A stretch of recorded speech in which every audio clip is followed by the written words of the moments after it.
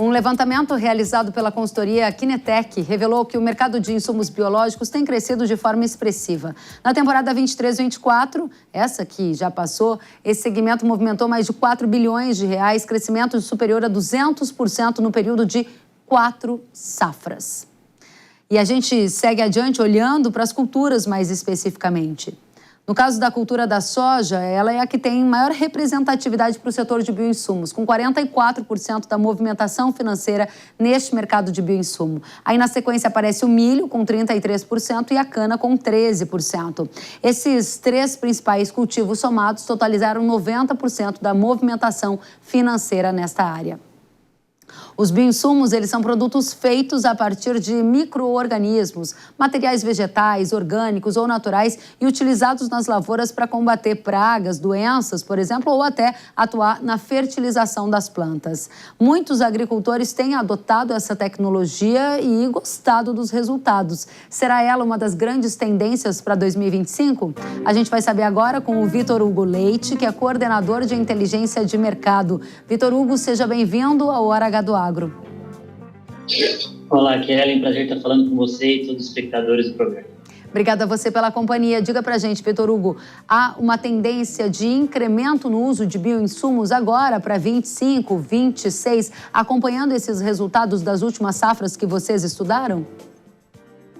Com certeza, Kelly, a gente já tem um histórico bastante robusto de informação, né? A gente fala com mais de 15 mil produtores anualmente, capturando manejo, capturando tendência de mercado, né? Já temos mais de 20 anos também de histórico e fica nítido, Kelly, quando a gente olha, né, esse período de captura de manejo, a força que vem ganhando os insumos biológicos de maneira geral, né? É uma tendência global por toda a questão de sustentabilidade envolvida, mas muito também porque o desafio brasileiro cada ano está mais agressivo, está maior, né? A gente tem muitas vezes a perspectiva de 3 safras, né, realizadas a depender da região brasileira, que naturalmente é muito positivo em termos de produção, mas traz consigo também diversos desafios, né? Como você ter hospedeiro para praga o ano todo, isso naturalmente vai demandando soluções altamente eficientes no decorrer dos anos, no decorrer da produção. Tá? E o biológico vem pegando um espaço importante nesse mercado. Eu acredito, né, a gente também olhando as tendências da pesquisa, que isso deve se manter bastante aquecido aí para os próximos anos.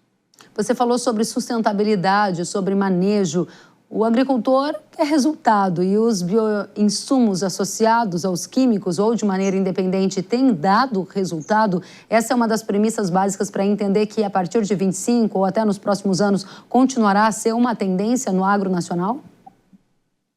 Tem dado resultado, Kelly, com certeza, né, a gente vê uma tendência bastante positiva. Eu acho que tem 3 fatores importantes que a gente pode elencar como provas disso. Os nematicidas, num tempo um pouco mais longínquo, né, os bionematicidas com fit de eficiência bastante representativo, tanto aplicações no sulco quanto no tratamento da semente, né, tem tratamento industrial, tratamento feito na propriedade. E mais recentemente, a gente pode elencar a cigarrinha do milho, que se a gente pegar, anteriormente, em 2019, ela tinha uma adoção relativamente pequena, mais concentrada em algumas regiões, justamente por essa questão de ponte verde, né, cultivos em mais de uma safra em algumas regiões, ela, né, se perpetuou, a adoção cresceu muito, e o milho de segunda safra é uma cultura onde a janela é muito curta para esse produtor, né? Ele não tem margem para errar. Ele passou a buscar híbridos com características de resistência ou tolerância ao complexo de pesamento transmitido pela cigarrinha, usou mais químico com a extensão de bula de alguns produtos, antigamente para lagarta, para percevejo, e começou a usar bastante biológico, tá? Isso deu resultados bastante positivos, a cigarrinha segue como uma praga muito relevante, e essa adoção do biológico não caiu, tá? E recentemente, para a soja, né, na safra ali 23, 24, a última colhida, o boom da mosca branca, né? A gente teve uma safra muito seca, principalmente no Mato Grosso, recorde de replantio, favoreceu muito, né, ali o desenvolvimento da mosca branca, e o biológico também aproveitou essa oportunidade, entrou pegando uma parcela de mercado importante. A gente vê sim isso atrelado à eficácia desses produtos, tá? Até por isso deve ser uma tendência positiva aí também para os próximos anos.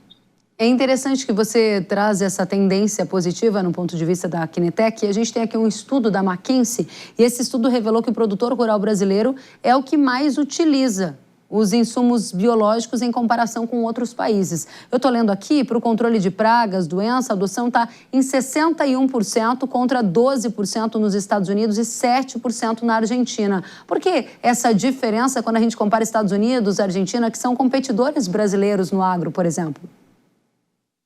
Exato. Eu acredito que, primeiro, né, a gente está passando por anos cada vez mais quentes, né, obviamente não só no Brasil, isso tem encurtado os ciclos das pragas, né, e tem aumentado a sua pressão, e aqui também a possibilidade da gente fazer 2, 3 safras a depender da região, né, então isso favorece em questão de hospedeiros para esse tipo de alvo, né, e o produtor brasileiro está aberto, né, obviamente sendo atrelado à eficiência, sendo atrelado a um bom controle, ele conseguindo ver essa eficiência no campo, eu acho que tende sim a ter uma abertura cada vez maior. Eu acho que ainda tem algumas barreiras a serem rompidas, né, em termos de familiaridade, em termos de modo de ação, né, de elucidar para a grande maioria do mercado brasileiro como isso age, né, mas isso já vem acontecendo numa medida um pouco menor, mas olhando para frente eu acho que é uma tendência bastante positiva de capitanear ainda mais o desenvolvimento desse mercado.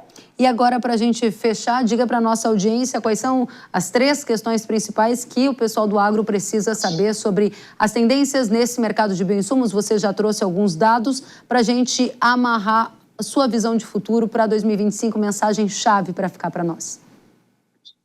Olha, Kelly, recentemente a gente teve uma notícia importante, né, a aprovação da lei dos bioinsumos, né, no mercado brasileiro, que regulamenta sobre a questão de produção, sobre a questão de utilização, né, isenta de registro aquelas produções feitas para utilização própria, né, on-farm.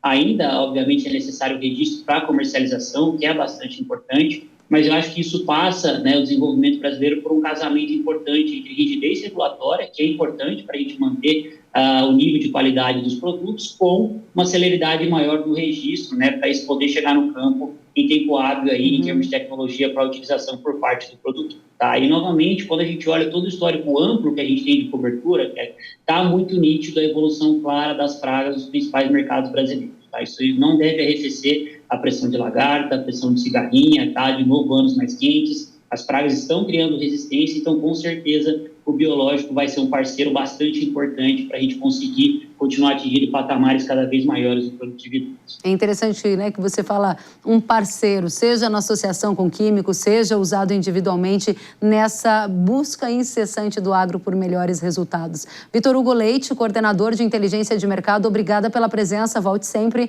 ao Hora H do Agro. Obrigado. Até a próxima.